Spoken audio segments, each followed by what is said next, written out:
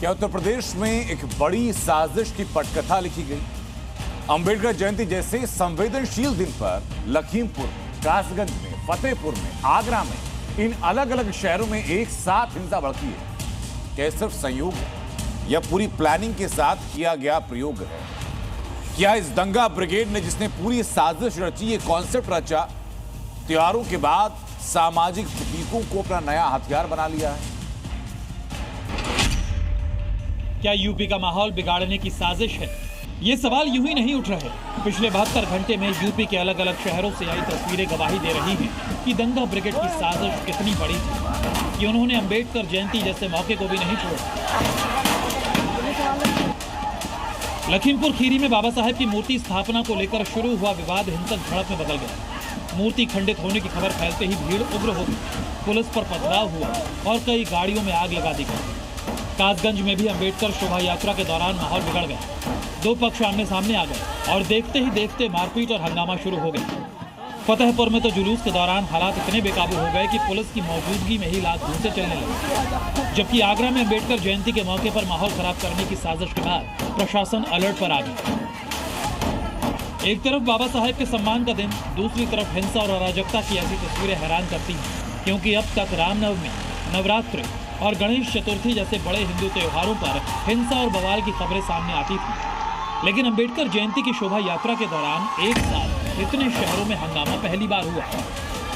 दरअसल लखीमपुर में ये बवाल बाबा साहेब अंबेडकर की प्रतिमा को लेकर हुआ, जिसका एक गुट विरोध कर रहा था और प्रतिमा हटाने की कोशिश की जाने लगी। इस दौरान मूर्ति क्षतिग्रस्त हुई तो बवाल बढ़ गया। इसके बाद भीड़ ने पुलिस पर हमला कर दिया। प्रधानी का इलेक्शन नजदीक आ गया है। हर आदमी जो अराजक तत्व है अपना जो है अपना वो एम सिद्ध करना चाहते हैं और कुछ नहीं है। पत्थरबाजी करना गलत है। गलत है। हाँ। तो आपको क्या लगता है? कह रहे हैं सरकारी जमीन है, कह रहे हैं सरकारी जमीन है, ग्राम अब सरकारी जमीन है या नहीं है ये तो यहाँ का प्रशासन बताएगा। ये तो हाँ आपस का ही झगड़ा है, लेकिन वही बात है जो एक दूसरे को उस्काने का काम करते, जो प्रधानी का इलेक्शन आ रहा है। ये कुल मिला के राजनीति का खेल हो रहा है। हाँ जी, दोनों पुलिस प्रशासन की भी थोड़ी बहुत गलती है और जनता की भी गलती है। ऐसा नहीं है कि अफवाहें फैलाएंगे। लेकिन योगी फोर्स एक एक उपद्रवी की पहचान कर रही है, वीडियो फुटेज के आधार पर आरोपियों की तलाश कर रही है। 200 लोगों के खिलाफ FIR दर्ज किया जा चुका है और अब तक 20 लोगों को गिरफ्तार भी किया जा चुका है। यहाँ पर ये पत्थर फेंके गए, ये यहाँ के चौकी इंचार्ज जो है ये उनकी गाड़ी है।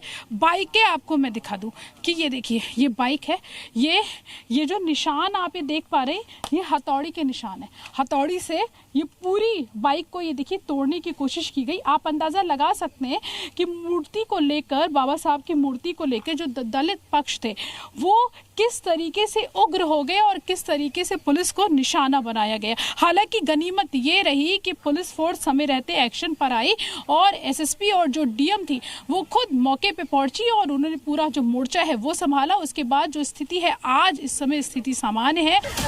लखीमपुर ही नहीं, कासगंज में भी बाबा साहेब अंबेडकर की शोभा यात्रा में अचानक हंगामा हो गया। शहका गुनार गांव में जैसे ही शोभा यात्रा एक मोहल्ले से गुजरी, दो पक्ष आमने सामने आ गए। आरोप है कि गाली गलौज के बाद पथराव शुरू हुआ और फिर काफी देर तक ईंट पत्थर चलते रहे। हालात इतने बिगड़े कि सड़क पर ट्रैक्टर ट्रॉली लगाकर रास्ता जाम कर दिया गया। इस दौरान एक पुलिसकर्मी भी घायल हो गया, लेकिन कासगंज में माहौल बिगाड़ने वाले 10 लोगों को हिरासत में ले लिया गया। फतेहपुर में भी हालात कुछ अलग नहीं थे। बाबा साहेब के जुलूस में 2 गुट पुलिस के सामने ही भिड़ गए। सड़क पर लात, घूंसे और लाठी डंडे चलने लगे, जिसका वीडियो सोशल मीडिया पर वायरल हो रहा है। आगरा में अंबेडकर जयंती के दिन ब्राह्मण समाज ने परशुराम चौक पर प्रदर्शन किया। आरोप है कि परशुराम चौक पर असामाजिक तत्वों ने नीला झंडा लगाकर माहौल बिगाड़ने की कोशिश की, जिसके विरोध में ब्राह्मण समाज एकजुट हो गया और जमकर हंगामा किया। यूपी के 4 शहरों में एक ही दिन मचे बवाल और हंगामे से सवाल उठना लाजमी है कि अंबेडकर जयंती पर आई ये तस्वीरें महज संयोग है या फिर यूपी में दंगा ब्रिगेड का नया प्रयोग। लखीमपुर से प्रीति श्रीवास्तव के साथ ब्यूरो रिपोर्ट।